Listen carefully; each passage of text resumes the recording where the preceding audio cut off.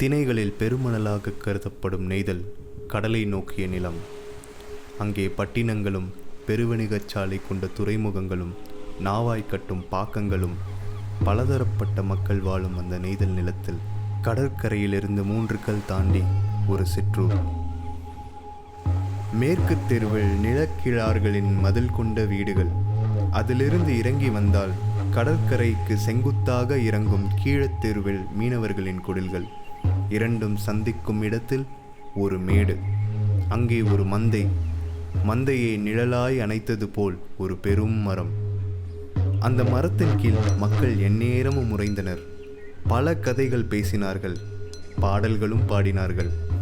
பாட்டிமார்கள் பேத்திகளுக்கு தலைசடை பின்னியும் தாய் பிள்ளைகளுக்கு உணவு ஊட்டியும் மதிய வேளையில் நிழலை தேடி அமரவும் தூங்கவும் விளையாடவும் உரையாடவும் மக்கள் அந்த இடத்தில் புழங்கி வந்தனர்.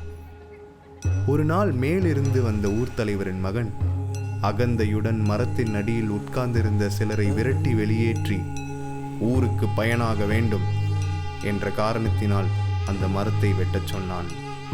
மக்கள் கண்முன்னே அவர்களை வளர்த்தெடுத்த மரத்தை வெட்டினார்கள். மரம் கட்டுமரமாகி கடலுக்கு சென்றது.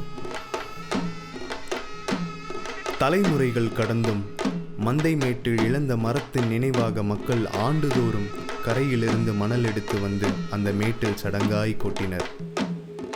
அதே மந்தையில் அந்த சிறப்பு நாளின் ஏற்பாடு பொழுதில் நிகழும் ஒப்பு நிகழ்வு இது.